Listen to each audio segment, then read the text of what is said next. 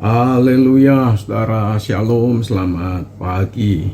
Pada pagi hari ini kita dapat bersama-sama kembali mengikuti AMD, saudara, Ark of Worship Morning Devotion. Pagi hari ini saya menyampaikan firman Tuhan dari kota Kudus, saudara ya. Semalam saya berangkat ke kota Kudus untuk berjumpa, mengunjungi beberapa teman di Kudus, lalu kemudian nanti hari Jumat ada persiapan pernikahan Vide dan Albert, dan hari Sabtu melayani peneguhan dan pemberkatan nikah di Semarang. Berdoa kiranya Tuhan menyertai dan memberkati. Oleh karena itu saya pagi hari ini menyampaikan firman renungan dari kota Kudus. Tema yang saya ingin sampaikan adalah kita bicara tentang pengakuan yang mengubahkan kehidupan. Ya, pengakuan yang mengubahkan kehidupan. Kita akan melanjutkan dari Markus pasal 8 maksud saya, ayat 27 sampai ayat 30. Ini bicara tentang pengakuan murid-murid tentang Kristus. Ya, mari kita berdoa.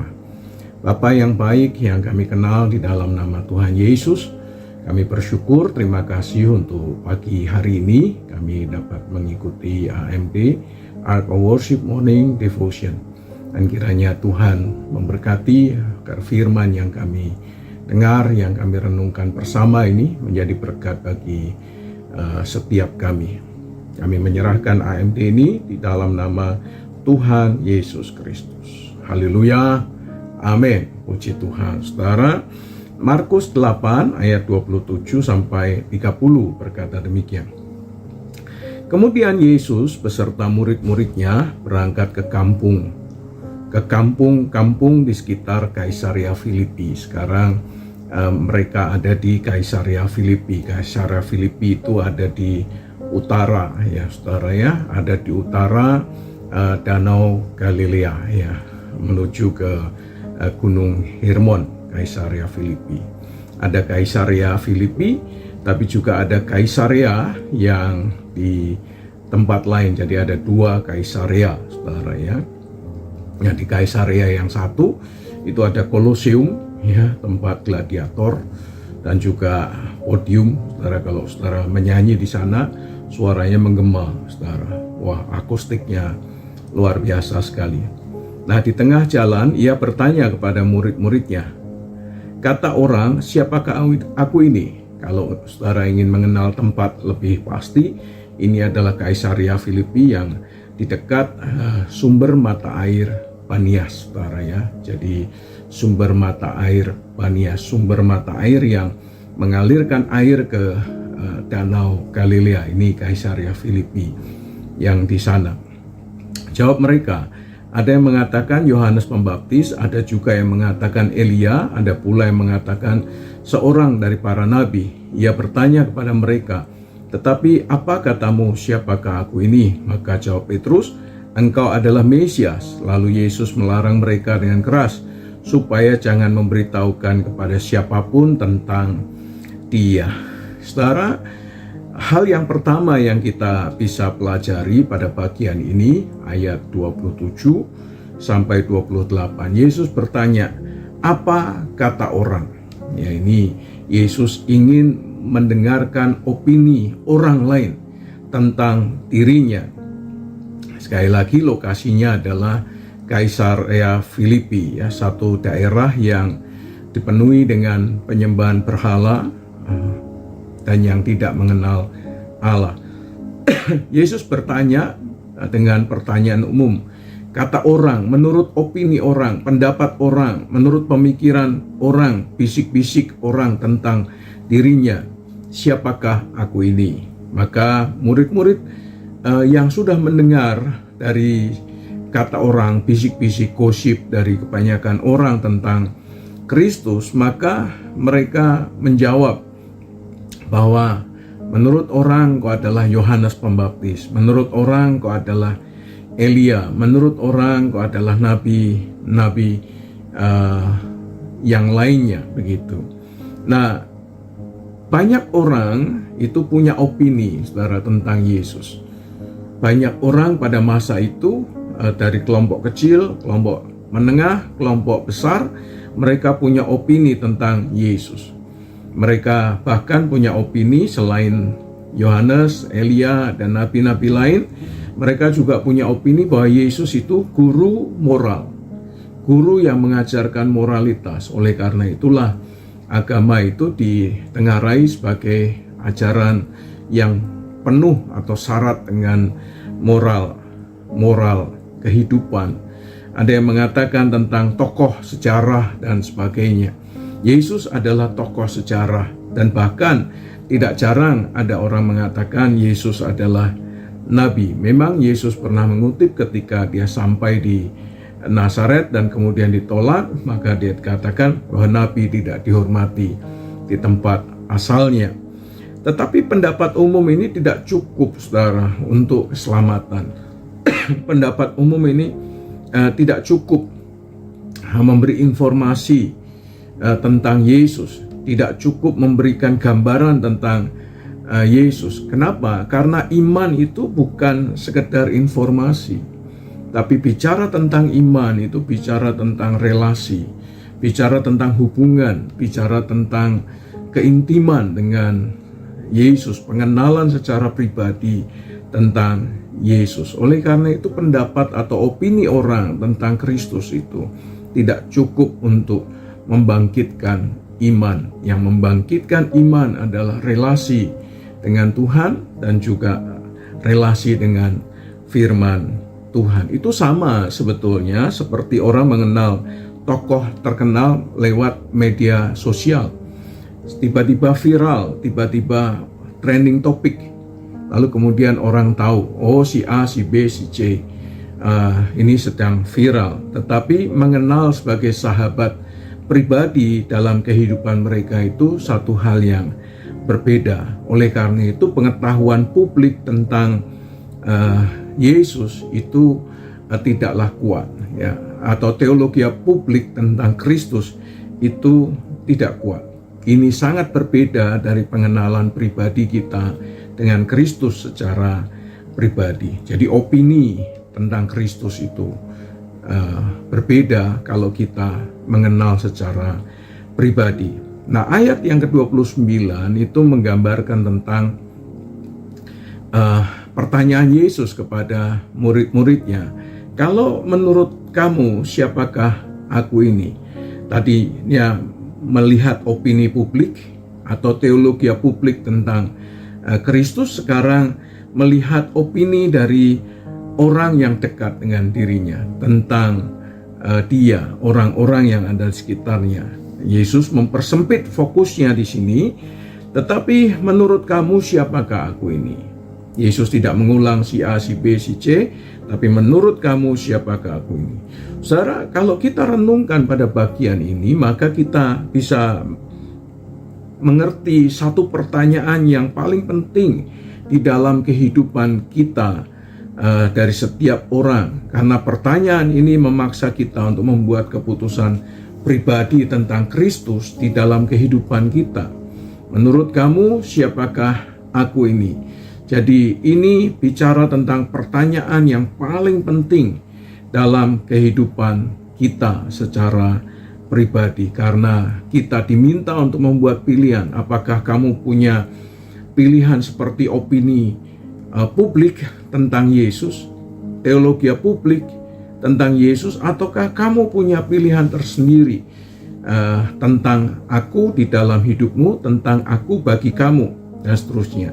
Oleh karena itu kita mengerti di sini bahwa iman sejati lahir itu dari pengenalan pribadi akan Kristus, bukan warisan secara agamawi. Oh, karena orang tuanya Kristen, maka anaknya Kristen, maka secara otomatis anaknya akan mengenal Kristus yang dipercaya orang tuanya. Tidak secara otomatis, saudara, bahwa orang tuanya mengenal Kristus dengan baik, belum tentu anaknya mengenal Kristus dengan baik. Oleh karena itu iman sejati itu tidak diwariskan, tetapi lahir dari pengenalan pribadi akan Kristus.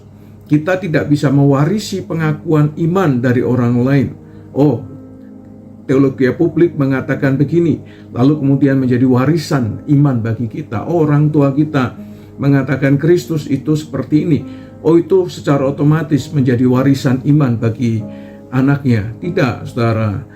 Kita tidak bisa mewarisi pengakuan iman dari orang tua kita, pengakuan iman dari orang lain. Kita harus menjawabnya sendiri, sama seperti murid-murid ini harus menjawabnya sendiri, bukan menurut teologi publik atau opini publik, tetapi pengenalan pribadi kita tentang Kristus itulah yang harus menjadi jawaban dalam hidup kita. Oleh karena itu, kalau saudara tidak mengenal Kristus dengan baik, saudara tidak akan bisa menjawab dengan baik. Kalau saudara tidak mengenal Kristus secara pribadi, saudara hanya mengatakan kata orang. Itu sama seperti kita kalau belajar teologi, menurut si A, menurut si B, menurut si C, menurut si D. Kenapa? Karena kita tidak punya pengetahuan itu sendiri. Kita tidak punya statement itu sendiri. Kita tidak punya keputusan kita sendiri tentang teologi yang kita pahami. Oleh karena itu kita seringkali mengutip kata orang, kata buku ini, kata tokoh ini dan sebagainya. Tapi one day, suatu hari Tuhan Yesus akan bertanya kepada kita, menurut kamu siapakah aku ini? Dan kita harus memberi jawab sesuai dengan atau sejauh pengenalan kita secara pribadi dengan Kristus. Oleh karena itu jangan berhenti hanya sampai pada opini publik atau teologi publik, tapi harus sampai pada pengenalan pribadi kita dengan Tuhan secara pribadi. Nah, ayat 29b mengatakan tiba-tiba Petrus menjawab, saudara. Ya, Petrus menjawab, engkau adalah Mesias. Nah, ini menarik karena Mesias itu artinya yang diurapi, raja yang dijanjikan oleh Allah, juru selamat umat manusia. Ini adalah titik balik ya dalam Injil Markus. Pengakuan siapa Yesus sebenarnya dinyatakan, dideklarasikan oleh Petrus bahwa Kristus yang dia ikuti sebagai guru itu bukan hanya sebagai guru, bukan hanya sebagai nabi, tetapi dia adalah Mesias, anak Allah yang hidup. Namun pengertian Petrus tentang Mesias masih belum lengkap. Kalau nanti kita lihat ayat 31 sampai 33, besok kita akan lihat itu, maka kita akan mengerti bahwa pernyataan Petrus ini sesuatu yang luar biasa. Mengakui Yesus sebagai Mesias adalah dasar keselamatan, karena dengan mulut orang mengaku dia diselamatkan, dengan hati orang percaya dibenarkan. Ya, pengakuan itu penting dalam kehidupan kita. Pengakuan ini harus terus tumbuh ya secara lisan dari mulut kita ke hidup yang taat. Pengakuan itu diucapkan lalu kemudian diimplementasikan dalam kehidupan kita setiap hari dalam bentuk ketaatan kita. Oleh karena itu sebetulnya pada dasarnya kita bisa tahu siapa Yesus, tetapi belum sepenuhnya memahami misinya sampai kita ikut menderita dan memikul salib dalam kehidupan kita. Kita akan lihat nanti di bagian yang berikutnya ya. Bagaimana Kristus itu menjadi Tuhan dan Juru Selamat kita secara pribadi. Oleh karena itu, mengenal Kristus, tahu tentang Kristus, tahu siapa Kristus itu adalah dasar. Dan di atasnya kita lanjutkan dalam kehidupan untuk melaksanakan misi Allah dalam kehidupan kita. Ya, kesediaan kita menderita, memikul salib, dan berjalan mengikut Yesus sebagai murid, itu adalah follow up dari pengenalan kita akan Kristus secara pribadi. Nah, oleh karena itu penting, saudara, untuk kita memahami siapa Kristus. Kita tidak mungkin bisa mengenal Kristus secara pribadi kalau kita tidak bergaul karib dengan Tuhan. Kita tidak punya relasi secara intim dengan Tuhan. Kita tidak akan pernah bertumbuh dengan baik kalau kita tidak punya relasi dengan firman. Saudara harus baca Alkitab. Ya, hal seperti ini sebetulnya tidak perlu diingatkan, Tetapi toh seringkali kita melupakan, kita harus baca Alkitab. Karena tanpa Alkitab kita tidak akan bertumbuh dalam iman, dan juga kita tidak akan mengenal Tuhan secara pribadi. Saudara, iman yang tergesa-gesa tanpa pengertian itu bisa menyesatkan. Iman itu harus diproses dalam sebuah pertumbuhan, tidak instan. Iman yang instan seringkali tidak menjadikan kita dewasa di dalam Tuhan. Oleh karena itu Tuhan kadang menunda kita menyaksikan supaya kita bertumbuh lebih dulu dalam pengenalan akan Dia.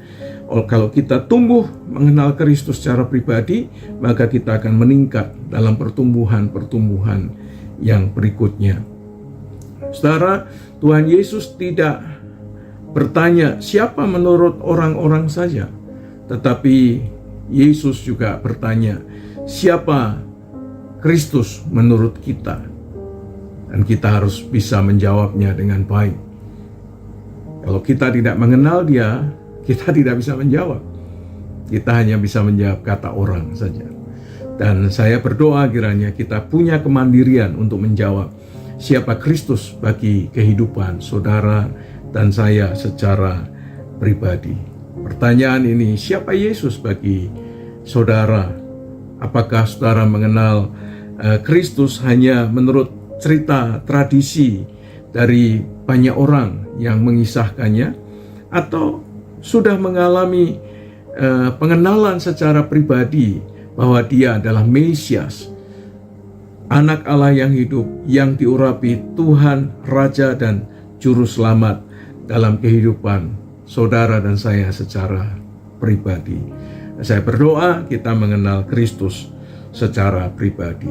Oleh karena itu rajinlah beribadah, rajinlah mengikuti persekutuan, rajinlah berdoa, rajinlah membaca firman, maka saudara akan semakin mengenal Kristus dalam kehidupan saudara secara pribadi. Amin. Amin. Mari kita berdoa. Bapa yang baik yang kami kenal di dalam nama Tuhan Yesus, terima kasih kiranya dalam persekutuan dengan firman, persekutuan dengan Engkau secara pribadi, kami semakin mengenal Engkau secara pribadi, sehingga kami dapat menyebutkan siapa Engkau bagi kami secara pribadi. Sama seperti Petrus yang mengenal Engkau, menyebut Engkau sebagai Mesias, Anak Allah yang hidup, yang diurapi Tuhan dan Juru Selamat kami yang hidup. Biarlah pengenalan kami akan Engkau semakin bertumbuh-tumbuh di dalam kehidupan kami secara pribadi. Di dalam nama Tuhan Yesus kami menyerahkan semua aktivitas kami sepanjang hari ini ke dalam tangan anugerah Tuhan. Biarlah nama Tuhan saja yang dipermuliakan di dalam nama Tuhan Yesus Kristus. Tuhan memberkati engkau dan melindungi engkau. Tuhan menyinari engkau dengan wajah-Nya dan memberi engkau kasih karunia. Tuhan menghadapkan wajah-Nya kepadamu dan memberi engkau damai sejahtera di dalam nama Tuhan Yesus Kristus. Haleluya. Amin. Amin. Puji Tuhan. Saudara, selamat beraktivitas. Selamat menikmati hari ini. You are blessed.